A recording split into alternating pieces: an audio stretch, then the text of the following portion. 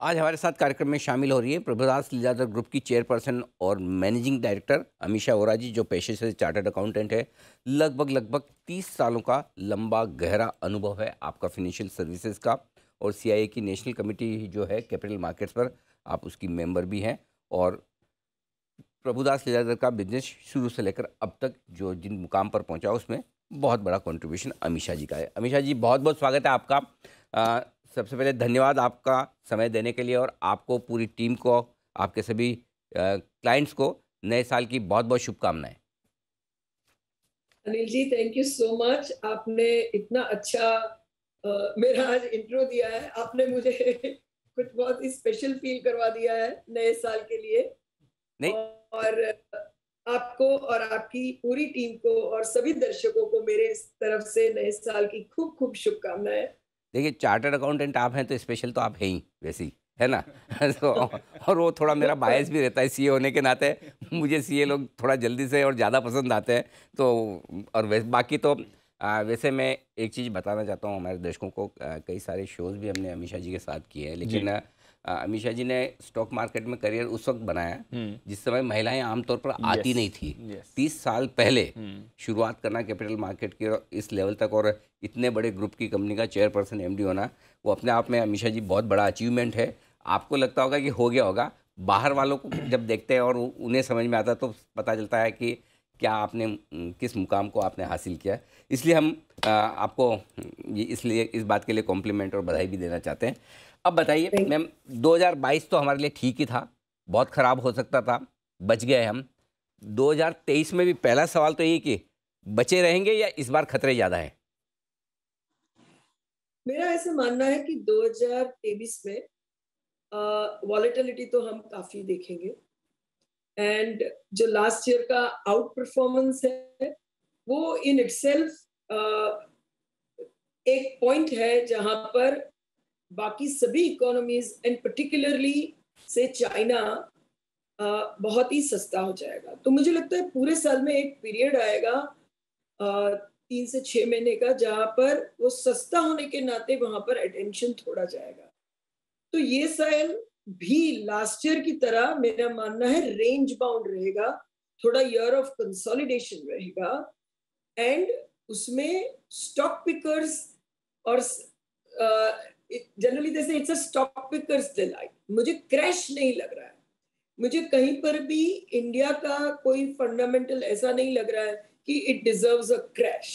सो range bound market, volatile market, मतलब नीचे जाकर वापस वहीं पे पहुंचेगा तो हम वही 5% ऊपर 10% ऊपर नीचे में घूमेंगे, पर नीचे जाने का पॉसिबिलिटीज है, that I can not rule out. But फिर भी स्टॉक्स पिकअप करने का, उसमें पैसा बनाने का ये बहुत ही अच्छा साल रहेगा। तो ये है आपके लिए पैसा लगाने का अच्छा साल है। ये बढ़िया बात की कि जब भी इस साल में आपको मौके मिले, मतलब, लेकिन जिस तरह से आप कह रही हैं, मतलब बहुत बड़ी तेजी और बहुत बड़ी मंदी दोनों ही नहीं होने वाली, राइट? नहीं होने वाली। क्या क्या रेंज रह सकती है आपके हिसाब से?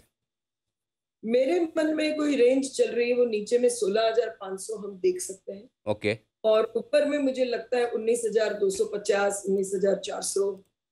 तो यहाँ से अगर आप देखो तो 18,000, 18,200 से लगभग 5-7% ऊपर हुआ। और नीचे में भी वही लगभग 1,500 पकड़ा तो 7-8% नीचे। सो 15-20% की रेंज में, पर हम मिडिल में है ऐसा बोल सकती हूँ। अभी 20% मार्केट ऊपर जाएगा यहाँ से, ऐसा मुझे पर्सनली नहीं लग रहा है। अच्छी बात यह कि न बड़ी तेजी न बड़ी मंदी होनी है, और इस रेंज बाउंड मार्केट में आपको अच्छे मौके ढूंढने हैं बाजार में पैसा लगाने के।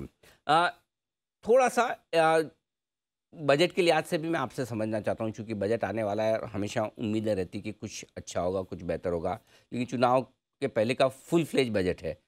आपको क्या लग रहा है इस बजट के हिसाब से कि क्या कुछ बाजार के लिहाज से अच्छा बुरा क्या हो सकता है? देखिए, 2 पॉइंट है। अगर समटाइम बैक देखे तो न्यूज़पेपर्स में बहुत कुछ आ रहा था about touching either the capital gain tax और टर्नओवर टैक्स। मेरा फर्स्ट पॉइंट ये रहेगा कि after a very very long time retail investors have been, मतलब मार्केट में आ रहे हैं, फाइनेंशियलाइजेशन इंडिया में बढ़ रहा है। इनफैक्ट लास्ट ईयर जितना एफआई का ऑनस्लॉट ऑफ सेलिंग था, हमारे डोमेस्टिक सेविंग्स ने उससे बचाया है। तो अभी कोई भी स्टॉक मार्केट रिलेटेड टैक्सेस को टच नहीं करना चाहिए। वो मुझे बहुत ही बेसिक एंड फर्स्ट चीज लग रहा है। टेम्पटेशन तो बहुत होगी कि विद राइजिंग टर्नओवर इतना सा टर्नओवर टैक्स बढ़ा दिया तो इनकम इतना बढ़ेगी, पर मेरे हिसाब से वो सभी चीजों से रिफ्रेन रहना चाहिए। That is number one, market को छोड़कर। मेरे हिसाब से दूसरा पॉइंट ये है कि थोड़ा कंसोलिडेशन पाथ पे जाना पड़ेगा इंडिया को in terms of our fiscal deficit. And वो इलेक्शन साल के पहले हम एकदम थोड़ा इजी ना हो जाए हमारे फिस्कल डिसिप्लिन पे। वो दूसरा एक पॉइंट मुझे लगता है हम सब देखेंगे या तो मार्केट देखेगा। अदरवाइज आउटसाइड बजट भी जिस तरह से पीएलआई स्कीम का इम्प्लीमेंटेशन हो रहा है, I think that is keeping a very good momentum. Okay, तो ये इंटरेस्टिंग चीज़ है आपके लिए। अब आइए, जब आप कह रहे हैं कि पैसा लगाने का साल ये रह सकता है, तो ऐसे में बताएं कि कहाँ आपको लगता है मौके बनेंगे इस साल में, कहाँ नज़र रखनी चाहिए? मुझे लगता है ये साल शायद स्टोरी ऑफ टू हाफ्स रहेगा। फर्स्ट हाफ में जो लास्ट ईयर के थीम्स हैं वही परफॉर्म करेंगे, पर्टिकुलरली बैंकिंग। बैंकिंग में प्राइवेट बैंक्स तो करेंगी, और जो पीएसयू बैंक में जो उछाल आया है मुझे लगता है वो भी मेंटेन रहेगा। तो banking will continue to be in good momentum. और मेरा लास्ट ईयर से ही ये व्यू है कि लास्ट डिकेड जो एनबीएफसी का रहा, ये डिकेड बैंकों का है। तो एनबीएफसी वर्सेस बैंक देखा जाए तो बैंक में ही फोकस रखना चाहिए, ओवरवेट रहना चाहिए। That is the first thing. उससे भी जो बड़ा थीम इंडिया में इमर्ज हो रहा है, और मुझे नहीं लगता है वो 3 महीना, 6 महीना या 12 महीना का है, वो 5-7 साल रहेगा, वो है मैन्युफैक्चरिंग। ऑलमोस्ट 15 साल के बाद manufacturing is coming back.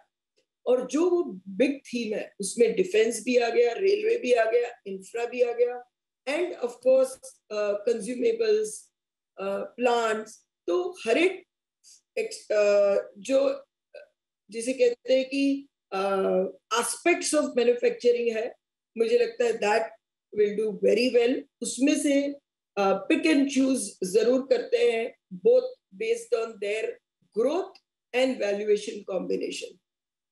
But ये सेक्टर बहुत ही अच्छा रहेगा। और दो सेक्टर जो इन बिटवीन जैसे कहे कि नीश सेक्टर्स है पर उनका स्कोप ठीक रहेगा, उसमें हमें एक हॉस्पिटल और हॉस्पिटल सेक्टर ठीक लग रहा है पर्टिकुलरली, क्योंकि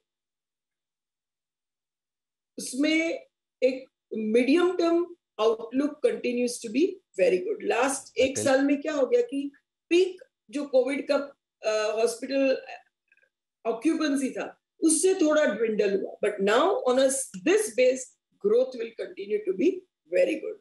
एंड अगर कोविड की चिंता ना हो तो और with that volatility even hotel segment will do very well. So insurance, hospital, hotels, ये जो pockets है वो बहुत अच्छा करेंगे। ओके, तो ये है आपके लिए अम, खरीदारी करने के जो मौके हैं, जिस पर 2022 में शुरुआत से जब जब मैंने आपसे बात की, आपने कैपिटल गुड्स और मैन्युफैक्चरिंग ये वाली थीम का आपने हमेशा जिक्र किया ये, और बैंक्स आपके पसंदीदा रहे, और पिछले साल दोनों ने अच्छा बढ़िया प्रदर्शन भी किया है। इसके अलावा ऑटो, इंश्योरेंस, हॉस्पिटल्स, ये सारे वो सेक्टर्स हैं जहाँ अच्छी मजबूती दिख सकती है। कोई ऐसे सेक्टर्स हैं जहाँ से दूर रहना चाहिए या जहाँ रिस्क थोड़ी ज़्यादा है?